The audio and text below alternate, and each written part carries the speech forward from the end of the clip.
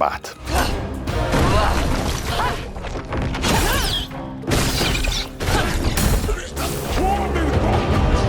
The action in action-adventure. It's one of the core pillars on which a game like Echoes of the End is built. And for many players, the biggest deciding factor in whether or not they're having fun. But how do you create that fun? How do you ensure that players feel powerful, while at the same time making sure they feel challenged by the encounters the game throws at them? You boil it down to video game basics. You force them to make decisions. This is Myrkur Games. We're a small game development studio in Reykjavik, Iceland, and we are working on our first ever video game, Echoes of the End.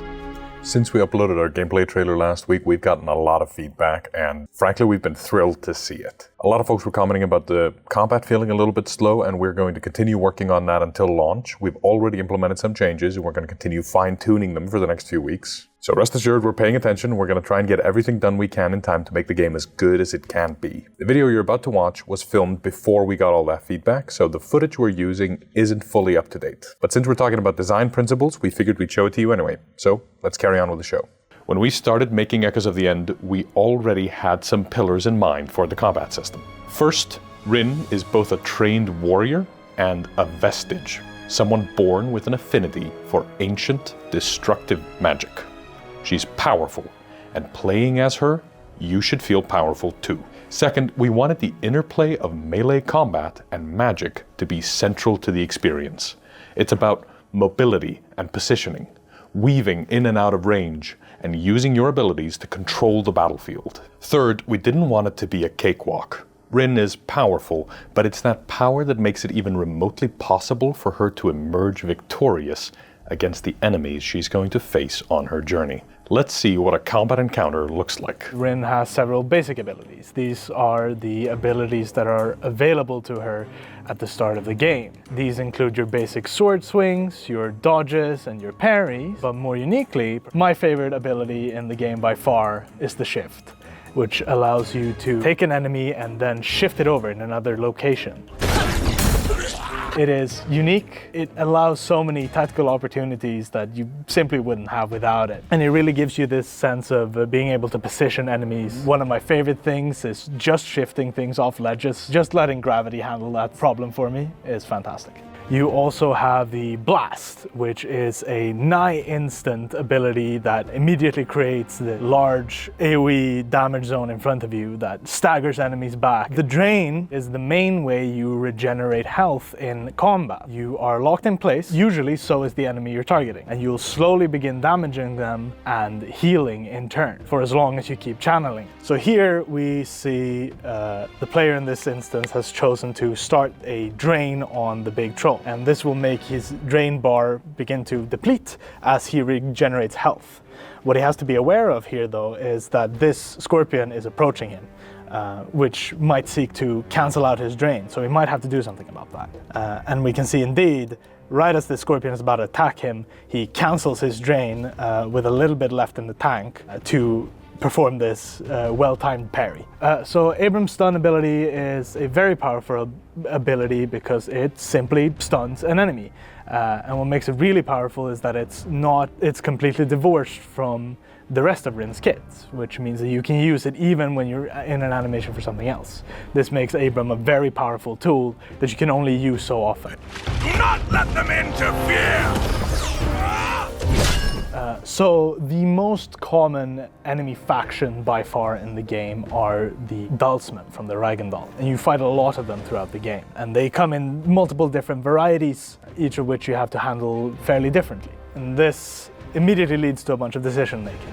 So where do you go first? And we can see the player in this case runs around the front line of enemies to go for the two casters. Now these are ranged enemies and they'll try and hit you while you're fighting the others. This seems like a wise decision. And he shifts one as it's low on health into another enemy to both stun the other enemy and finish off the one he was actually targeting. And here once again we can see Abram's stun being used to take him out of the fight. So we could see there that the player chose to shove the enemy into Abram, which is one of the many things you can do, and you'll see he'll do this punch, and in this case, it sufficed to kill the enemy, which is very useful, and it's pretty comical seeing this more than middle-aged man knock a guy on his ass by punching him. Abram is not static in combat, he actually acts quite a bit. We'll see that I think the player by this point knows that Abram is going to get this Vanguard, so he doesn't have to worry too much about him. Now there's only one enemy left, and between clever use of Abram's stun and dodges and parrying, this shouldn't be an issue.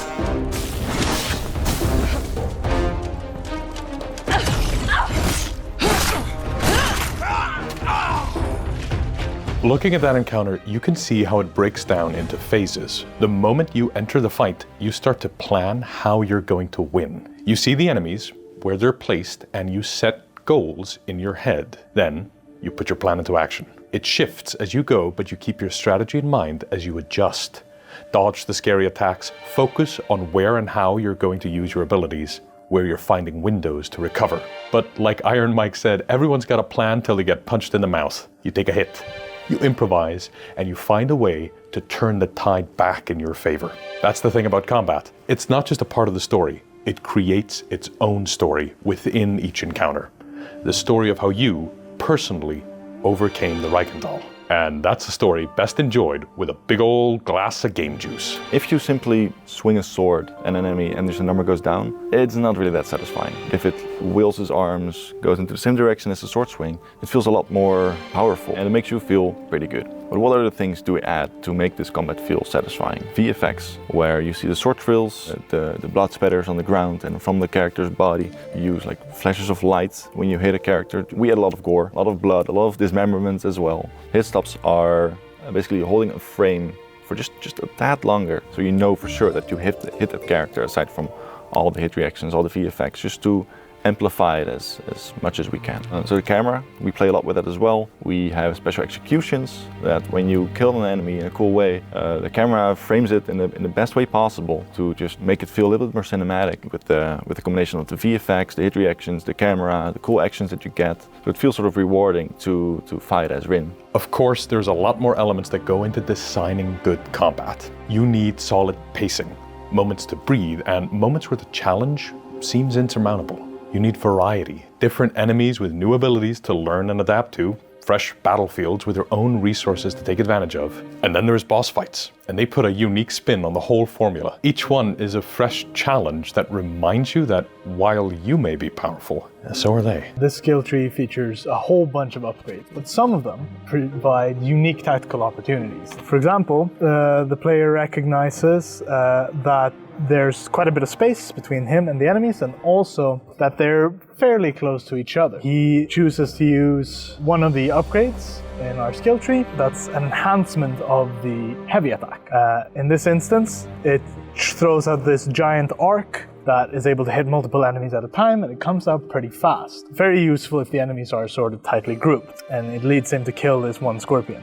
We also have abilities that improve upon already existing of the basic abilities in the game. The one he uses here is called Aftershock, and it allows him to make this great big stomp after he hits a parry. And it's uniquely useful because it provides this large AoE around the player, which can disable enemies and knock them away, giving you a bit more space to breathe, opposed to the normal follow-up we usually do on parry attacks. This one will hit all of them, giving you even more space at the cost of a little bit of mana. And it rewards you for going for the risky play of taking the parry. We also see once again that the player has created more space, allowing him to use the sword throw. The sword throw is a very powerful ability because it deals a lot of single target damage, but also has the ability to hit multiple enemies if they're grouped up in a line, which obviously deals a lot of damage to the lot of them. Now these are but a few of the upgrades, and we have plenty more to show you on that front.